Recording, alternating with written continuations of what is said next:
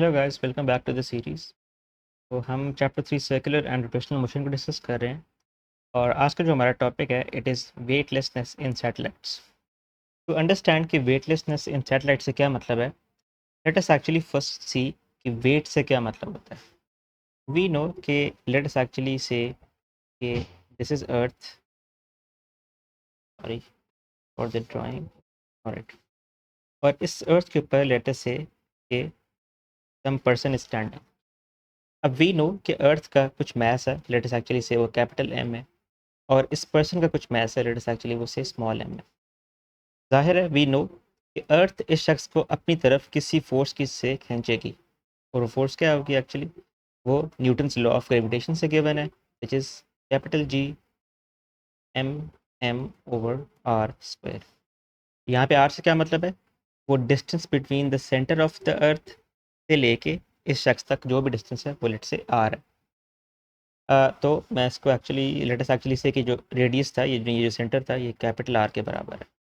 तो कि फोर्स क्या हो जाएगी, ये हो जाएगी G capital M M over R square. तो ये वो फोर्स एक्चुअली जिससे अर्थ आपको अपनी तरफ खींच रही है, नीचे की तरफ। Now we can also simplify this equation as we know कि ये जो कैपिटल जी कैपिटल एम और कैपिटल आर है, तो अगर आप ये तीनों कॉन्स्टेंट्स हैं तो ये सारे कॉन्स्टेंट एक्चुअली स्मॉल जी के बराबर होते हैं। तो वो फोर्स जिससे अर्थ आपको अपनी तरफ खींच रही है वो एम जी के बराबर होता है। You already aware of this formula by the way कि F is equals to M G, और यही एक्चुअली आपका वेट होता है। यानी वेट वो फोर्स होती है जिससे अर्थ आपको अपनी तरफ खींच रही होती है। लेकिन from Newton's third law of motion we know कि जब भी कोई फोर्स एक्ट करती है तो एक ऑपोजिट एंड इक्वल फोर्स भी एग्जिस्ट करती है वहाँ पे, ऑपोजिट एंड इक्वल, जिसको हम रिएक्शन फोर्स बोलते हैं by the way. Newton third law says कि for every action there is an equal but opposite reaction. हम यही कह रहे हैं कि क्योंकि अगर अर्थ आपको अपनी तरफ किसी फोर्स से खींच रही है तो एक रिएक्शन फोर्स एग्जिस्ट करेगी जो कि अपवर्ड्स इन डायरेक्शन होगी। यानी कि यहाँ पे जब एक डाउनवर्ड्स फोर्स एक्ट कर रही थी तो इसके बिल्कुल साथ एक अपवर्ड्स फोर्स एक्ट करनी चाहिए, ये वाली, ये रिएक्शन फोर्स है। इस रिएक्शन फोर्स को हम आमतौर पे इस तरह की सिचुएशंस में एक्चुअली नॉर्मल फोर्स भी कहते हैं। नॉर्मल फोर्स, सिर्फ इस केस में नॉर्मल फोर्स एग्जिस्ट नहीं करती, बल्कि for example let's actually say कि एक ये वॉल थी और आप इस वॉल के ऊपर फोर्स लगा रहे थे, तो क्या होगा, ये वॉल आप पे इक्वल एंड ऑपोजिट डायरेक्शन में फोर्स लगाएगी, और ये जो फोर्स है एक्चुअली नॉर्मल फोर्स कहलाती है। सिमिलरली और केस में भी नॉर्मल फोर्स एग्जिस्ट कर सकती है। आप इमेजिन करें कि आपने एक सीलिंग के साथ, यानी छत के साथ, किसी थ्रेड के साथ इस स्टोन को बांधा हुआ था, राइट। अब अर्थ इस स्टोन को अपनी तरफ खींच रही है किसी फोर्स के साथ, वो फोर्स है लेटस एक्चुअली से एम जी, यानी वेट उसका। लेकिन अब ये stone in contact with the earth तो नहीं है, तो ज़्यादा अर्थ इस पर नॉर्मल फोर्स नहीं लगा सकती। लेकिन ये आपने इसको जिस धागे से बांधा हुआ था, स्ट्रिंग से बांधा हुआ था, वो एक्चुअली अब ऊपर की तरफ एक्ट करेगा, जो कि इस केस में एक नॉर्मल फोर्स कंसिडर होगी। तो नॉर्मल फोर्स हमेशा से एग्जिस्ट करती है, राइट। लेकिन इस नॉर्मल फोर्स का इससे ज़्यादा एक पर्पज़ है। Like while it might not feel like कि एक रियल फोर्स है, जाहिर है रियल फोर्स तो वो है जो कि हम एग्जर्ट कर रहे थे, जैसे कि रियल फोर्स वो है जो कि अर्थ जिससे आपको अपनी तरफ खींच रही है, आपका वेट। लेकिन ये जो नॉर्मल फोर्स है ये तो एक रिएक्शन फोर्स है जो कि एक्चुअली ड्यू टू द इस फोर्स के रिजल्ट में एक ऑपोजिट फोर्स क्रिएट हुई जिसको हम नॉर्मल फोर्स कह रहे हैं। लेकिन इस नॉर्मल फोर्स का एक बहुत बड़ा रोल होता है, लेट अस एक्चुअली सी कि वो रोल क्या है। जब आप अर्थ के ऊपर फोर्स लगा रहे थे डाउनवर्ड्स, वो फोर्स थी, हमने बोला कि वो एम जी के बराबर है। लेकिन एज अ रिजल्ट एक नॉर्मल फोर्स ऊपर की तरफ कंस्ट्रक्ट हो गई। एक्चुअली आपने नोटिस किया होगा कि जब भी आप खड़े होते हैं या किसी भी तरीके से आप अर्थ के ऊपर चल रहे हैं, कुछ भी कर रहे हैं, तो आपके पाँव के अंदर एक फोर्स फील होती है जो you feel like you are stuck to the earth actually. यानी आपको एक एक वेटलेस, एक वेट की सेंसेशन फील होती है कि आपका कुछ वेट एग्जिस्ट करता है। एक तो वो फोर्स है जिससे अर्थ आपको अपनी तरफ खींच रही है, लेकिन अगर आप किसी एरोप्लेन में हो फॉर एग्जांपल, या कोई पैराग्लाइडिंग कर रहे हो बाय द वे, यानी आप उड़ रहे थे एक्चुअली, तो अर्थ तो फिर भी आपको अपनी तरफ खींच रही होती है विद आपके वेट mg के बराबर। लेकिन उस टाइम आपको वो फील नहीं होता कि आप किसी सरफेस के साथ अटैच खड़े हैं, या आपको एक सेंसेशन हो कि आपके जो पाँव हैं उस पर किसी किस्म की फोर्स एक्ट कर रही है। ऐसा आपको फील नहीं होता। तो जब आप फ्लाई कर रहे होते हैं, क्योंकि आप किसी सरफेस के साथ कांटेक्ट में नहीं होते, तो आपको फील नहीं होता। लेकिन जब किसी सरफेस के साथ कांटेक्ट में होते हैं, जैसे कि थ्रेड हो गया, स्ट्रिंग हो गया, या अर्थ के ऊपर आप खड़े हैं, आपको ये जो सेंसेशन फील होती है ना, of having some sort of weight, ये सेंसेशन एक्चुअली इस नॉर्मल फोर्स की वजह से ही होती है। क्योंकि हम ये कह रहे हैं कि अर्थ डाउनवर्ड्स एक्ट कर रही है आपके ऊपर, और आपको एक ऑपोजिट फोर्स फेस करनी पड़ी, जिसको हमने बोला था कि वो नॉर्मल फोर्स है। ये जो आपको अपने पाँव के अंदर एक सेंसेशन फील होती है ना वेट होने की, या आपको कुछ भी एक फील होता है कि हाँ आपके पास कोई वेट कैरी कर रहे हैं, वो फोर्स जो एक्सर्ट हो रही है, वो एक्चुअली ये नॉर्मल फोर्स कहलाती है। ये वही नॉर्मल फोर्स होती है which is responsible to give you a sensation of having some sort of weight. Otherwise तो एक शख्स जो उड़ा होता है, उसके ऊपर भी ग्रेविटी एक्ट कर रही होती है, उसका भी कुछ वेट होता है, लेकिन वो उस सेंसेशन को फील नहीं कर पाता क्योंकि नॉर्मल फोर्स एग्जिस्ट नहीं करती। तो एक जो इम्पॉर्टेंट रिजल्ट है वो ये कि जो नॉर्मल फोर्स होती है एक्चुअली, किसी भी किस्म की नॉर्मल फोर्स हो, वो आपको सेंसेशन ऑफ वेट देगी।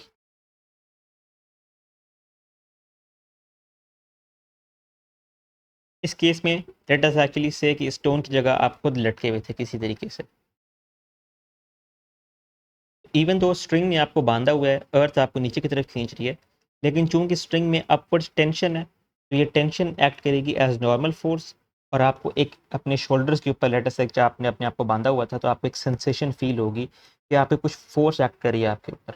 हालांकि आप इनसाइड एयर फ्लोट कर रहे हैं, लेकिन आप चूंकि स्ट्रिंग के साथ बंधे हुए थे, तो आपको वो सेंसेशन फील होगी कि आपका कुछ वेट है, एक्चुअली आप कुछ वेट कैरी करते हैं। ये नॉर्मल फोर्स एक्चुअली जो कि रिस्पॉन्सिबल होती है for this sensation of weight actually. तो रियल वेट जो होता है आपका, रियल वेट, वो तो ऑब्वियसली वही फोर्स है जिससे अर्थ आपको अपनी तरफ खींच रही है, जिसकी वैल्यू mg है।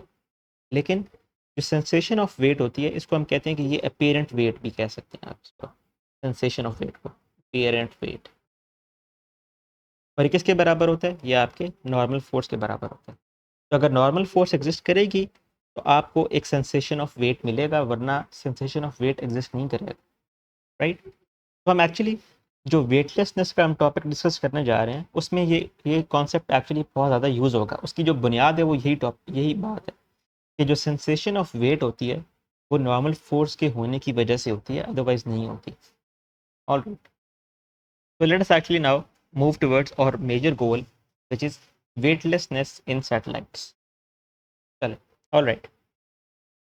Let us actually consider an example जिसमें हम ये कहते हैं कि let us actually say कि ये हमारे पास अर्थ है, और हमारे पास at some distance actually यहाँ पे सैटेलाइट है जो कि actually around the earth move कर रही है, राइट।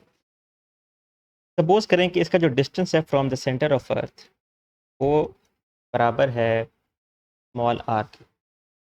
और हम ये कह सकते हैं कि ये जो सैटेलाइट है, इसका जो मास है वो है कैपिटल एम, और इस सैटेलाइट के अंदर एक्चुअली एक शख्स है जिसका मास है स्मॉल एम। और हमने इस शख्स को एक्चुअली इस सैटेलाइट के सीलिंग के साथ एक धागे से बांधा हुआ है। तो आप ये समझिए कि मैं ये कह रहा हूँ, ये सैटेलाइट की सीलिंग है, यहाँ पे एक स्ट्रिंग है जिसके साथ actually this person is tied, right.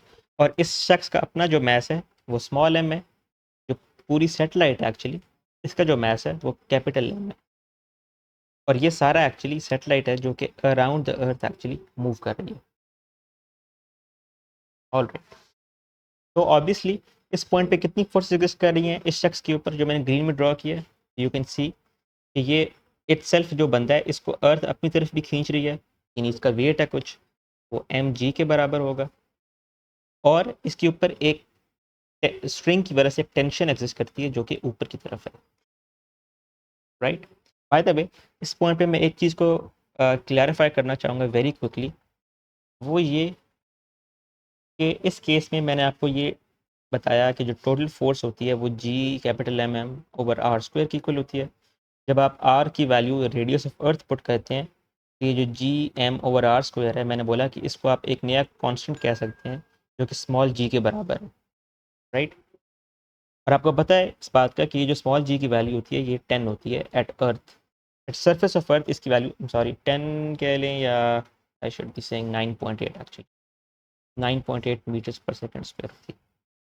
लेकिन अ, ये तो ग्रेविटेशनल कांस्टेंट की acceleration due to gravity at earth की सरफेस होती है। लेकिन अगर आप लेट अस एक्चुअली से कि ये अर्थ की आप इस पॉइंट पे थे और यहाँ से यहाँ तक का जो डिस्टेंस है वो लेट अस एक्चुअली से वो स्मॉल आ रहा है, और मुझे ये डिफाइन करना होता है कि अर्थ इस पॉइंट के ऊपर कितना फोर्स लगा रही है इस पार्टिकल पे लेट अस एक्चुअली से। वो फोर्स है जी कैपिटल एम, इसका मैस एम में लेट अस से, और ये आर स्क्वायर है।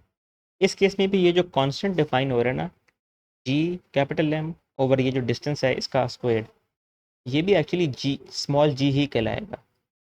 बस फ़र्क ये है कि अब इस जी की वैल्यू कुछ और होगी। अब वो 9.8 नहीं होगी, अब इसकी जी की वैल्यू डिपेंड करेगी कि इस आर की वैल्यू क्या थी। तो आप जितना आर की वैल्यू इंक्रीज़ या डिक्रीज़ करते हैं एक्चुअली, जो जी की वैल्यू होती है स्मॉल जी की वैल्यू वो भी चेंज होती है। तो ये इसको कंफ्यूज ना करें कि जब भी जी की वैल्यू लिखी हो तो वो हमेशा 9.8 ही होगी। This is wrong obviously. G की वैल्यू जो होती है वो डिपेंड करता है डिस्टेंस के साथ। जो फोर्स होता है वो एक्चुअली एम जी के बराबर हो सकता है अगर आप ये कहें कि जो जी है वो एक्चुअली इस कांस्टेंट को हम कह रहे हैं, capital G times the mass of earth over distance from the centre of R. तो इसको हम एक्चुअली स्मॉल जी भी कह सकते हैं इस पूरे कांस्टेंट को एक्चुअली। ऑलराइट, तो जब भी मैं जी लिखूंगा कहीं पे भी तो इसका मतलब एक जनरल केस होगा, आर्बिट्री जी की वैल्यू होगी। यहाँ पे हम सरफेस ऑफ अर्थ बात नहीं कर रहे होंगे, बल्कि जो भी वो डिस्टेंस के ऊपर जितना भी होगा उस पॉइंट के ऊपर जो एक्सेलरेशन ड्यू टू ग्रेविटी होगी वो जी होगी। It could be anything. It could be 0, it could be 10, it could be anything actually. Anyways, तो जब मैंने ये कहा था कि इस पर्सन का कुछ वेट है वो एम जी के बराबर है, तो ये जी कुछ भी हो सकता है डिपेंडिंग ऑन ये सेटेलाइट अर्थ से कितना ज़्यादा दूर थी। तो हम ये कह रहे हैं कि दो फोर्सेज एक्ट कर रही हैं इस शख्स के ऊपर, ये जो ग्रीन में मैंने ड्रॉ किया है। एक वो जिसका अपना वेट है एक्चुअली, जिससे अर्थ इसको अपनी तरफ खींच रही है, और एक वो tension in the string bye the वे। तो हम अगर डाउनवर्ड्स फोर्स को पॉजिटिव कंसिडर करें तो हमारे पास जो फोर्स है वो है एम जी। तो ज़ाहिर अगर डाउनवर्ड्स पॉजिटिव ले रहे हैं तो अपवर्ड्स को नेगेटिव करना पड़ेगा। और जो दूसरी फोर्स है वो ये टेंशन इन द स्ट्रिंग है। लेकिन टेंशन को हमने बोला स्ट्रिंग का बोला है कि ये नॉर्मल फोर्स होती है actually, is equals to the normal force F N actually. और ये जो सारी दोनों फोर्सेस इस शख्स के ऊपर एक्ट कर रही हैं, इसके जो रिजल्टेंट होना चाहिए वो होना चाहिए, क्योंकि हम एक सर्कुलर पाथ के अंदर मूव कर रहे हैं, तो वो सेंट्रीपिटल फोर्स के इक्वल होना चाहिए आर। और आर वो डिस्टेंस है जो कि सेंटर ऑफ अर्थ से हमारा है। ऑलराइट, तो हमने इस पर्सन के लिए, ये जो भी पर्सन था एक्चुअली, इसके लिए जो टोटल फोर्स है वो हमने लिख ली। इसके ऊपर एक तो फोर्स एक्ट कर रही है जो कि वेट है शख्स का अपना, नेगेटिव यानी ऊपर वाली डायरेक्शन में एक नॉर्मल फोर्स एग्जिस्ट करती है, और ये सारा बराबर होगा, सारा जो रिजल्टेंट है चूंकि हम एक सर्कुलर पाथ में मूव कर रहे हैं तो वो सेंट्रीपिटल फोर्स के बराबर होना चाहिए। For those of you who really want to understand centripetal force क्या होती है, you can check out the video. Alright, तो ये हमारे पास एक इक्वेशन आ गई जो कि इस शख्स के ऊपर सारी जो एक्ट कर रही है फोर्स उसकी है। We can actually now find out कि ये जो जी हमने लिखा है यहाँ पे इसकी वैल्यू है क्या, जी की वैल्यू क्या है। वी नो कि जो सैटेलाइट हमारे पास है जिसका मास एम है वो मूव कर रही है एक सर्कुलर पाथ के अंदर, राइट। और वो कौन सी फोर्स है रिस्पॉन्सिबल जो कि इसको सर्कुलर पाथ के अंदर मूव करने दे रही है, जाहिर है वो ग्रेविटी है। अगर ग्रेविटी नहीं होगी तो ये जो सैटेलाइट है ये इस तरह से सामने मूव कर जाएगी, लेकिन ग्रेविटी होती है चूंकि, तो फिर ये एक्चुअली एक सर्कुलर पाथ के अंदर मूव करती रहती है। ठीक, तो हम ये कह रहे हैं कि जो फोर्स ऑफ ग्रेविटी है वो बराबर है फोर्स ऑफ सेंट्रीपिटल के। तो जिसमें हम ये कह सकते हैं जो ग्रेविटी की फोर्स थी वो है कैप जी एच से M, this is M mass of earth letter से एक्चुअली, ये मास ऑफ सैटेलाइट है डिवाइडेड बाय इनके दरमियान जो डिस्टेंस था वो आर स्क्वायर है, और ये बराबर होनी चाहिए सेंट्रीपिटल फोर्स के। Sorry, capital V square over R, right. तो हम ये कह रहे हैं कि जो नेसेसरी सेंट्रीपिटल फोर्स है वो ग्रेविटी की वजह से है, तो इसलिए ग्रेविटी और सेंट्रीपिटल फोर्स को बराबर होना चाहिए। ये सैटेलाइट के लिए मैं बात करूँगा। Now you can already see some sort of simplifications by the way, this m cancels out with this m, and I have already told you guys कि ये जो capital G times mass of earth divided by distance का square होता है, ये एक constant होता है जिसको हम कहते हैं कि ये G है, राइट। तो हमारे पास क्या आ जाएगा, G is equals to V square divided by R, यानी एट डिस्टेंस R एक्चुअली जो G की वैल्यू है वो V square divided by R के इक्वल है। तो यानी ये जो सैटेलाइट इस पॉइंट के ऊपर मूव कर रही है, यहाँ पे ये जो सैटेलाइट है, इसकी जो भी वैल्यू ऑफ G है वो V स्क्वायर ओवर R के बराबर है। एनीवेज, अब हमारे पास चूंकि G की वैल्यू आ गई है, तो हम G की इस वैल्यू को सब्स्टिट्यूट कर देते हैं हमारी इस इक्वेशन के अंदर। Alright, late us actually use this value of G in this equation of hours. जब आप इसको सब्स्टिट्यूट करेंगे तो वी नो हमारे पास है mg minus F N is equals to M V square over R. G की वैल्यू है वी स्क्वेयर ओवर आर, तो ये हो जाएगा m times V square divided by R minus F N is equals to M V square over R. Alright, now we can do one thing else. हम ये कर सकते हैं कि इस क्वांटिटी को यहाँ पे ले जाएं और एफ एन को इस तरफ ले आएँ, तो ये क्या हो जाएगा, M V square divided by R minus M V square divided by R is equals to F N. Now you can simply see ये इससे कैंसिल हो जाएगा क्योंकि they are actually same, so we will be left with Fn is equals to 0. See, this is a very interesting result actually. It says कि जो normal force है वो 0 के बराबर है एक उस शख्स के लिए जो कि सैटेलाइट के अंदर है। हमने क्या कहा था, ये जो पर्सन है एक्चुअली इसके ऊपर अर्थ जो एक्ट कर रही है, वेट इसका जो है, लेकिन ये सीलिंग के साथ टाइड था, यानी इसके ऊपर कुछ टेंशन एक्ट कर रही थी। Sorry, it is actually in the other direction. तो ये हमने बोला था कि जो टेंशन है ये इस नॉर्मल फोर्स के बराबर है, लेकिन we have just found out कि ये जो नॉर्मल फोर्स है, ये जो टेंशन है, ये एक्चुअली 0 के बराबर है। इसका मतलब ये है कि जो सेंसेशन ऑफ वेट है, सेंसेशन ऑफ वेट, जाहिर है अगर नॉर्मल फोर्स है ही नहीं, सेंसेशन ऑफ वेट क्या होगा, 0 होगा। यही तो बात हमने इस्टेब्लिश की थी कुछ देर पहले जब हमने इसको स्टार्ट किया था लेक्चर को, कि हमने कहा था कि जो नॉर्मल फोर्स होती है it is responsible for the sensation of weight, but we have found out कि for a person who is in satellite moving in a circular path around the earth, जो नॉर्मल फोर्स होती है वो 0 होती है, which means कि sensation of weight भी 0 है, राइट। तो this is it actually, this is the whole idea जितने हम। अच्छा, बाय द वे एक चीज़ ये कि इसके ये मतलब नहीं है कि रियल वेट 0 है। रियल वेट तो अभी भी एम जी के बराबर है, वो एग्जिस्ट करता है, लेकिन उसकी जो सेंसेशन आपको होनी थी, जो आपको फील होना था उसका कि वेट है, एग्जिस्ट करता है मेरे पास, वो 0 है। तो यानी एफ एन एक्चुअली 0 है, या वी कैन से कि जो अपेरेंट वेट है आपका वो 0 के बराबर है, राइट। इसी सिचुएशन को हम एक्चुअली कहते हैं कि ये वेटलेसनेस है, क्योंकि आप वेट अपना फील ही नहीं कर पा रहे, आपको सेंस ही नहीं हो रही, तो हम कहते हैं कि ये एक सिचुएशन है, इसको हम कहते हैं कि ये वेटलेसनेस है in satellite actually, right. So you won't feel any kind of weight while you are in a satellite actually. So this is it actually. हमने आज weightlessness in satellite को देखा है। By the way, next lesson में हम actually देखेंगे कि इस प्रॉब्लम को हम सॉल्व कैसे कर सकते हैं, कि अगर आप वेटलेसनेस है, आपके पास कोई नॉर्मल फोर्स है ही नहीं, आपको फील ही नहीं होगा कि आपका कुछ वेट है, आप फ्लोट करते रहेंगे इधर उधर, क्योंकि हमने देखा, हम ये लेट से इस केस में ये फाइंड किया कि जो स्ट्रिंग की जो टेंशन है वो एक्चुअली 0 है, यानी आपको फील ही नहीं होगा कि आप स्ट्रिंग के साथ बंधे हुए हैं। अगर आपको यही नहीं फील होगा कि आप स्ट्रिंग के साथ बंधे हुए हैं, तो फिर तो आप फ्लोट कर रहे होंगे, राइट।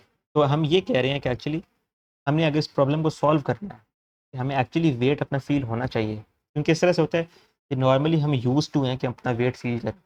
जब एस्ट्रोनॉट स्पेस में जाते हैं तो फिर ज़ाहिर है जब उनको वेटलेसनेस फील होती है तो it can not be good for them, यानी वो उसमें उनको they can not function properly. तो उस केस में दे वांट कि वो वेट को फील करें एक्चुअली।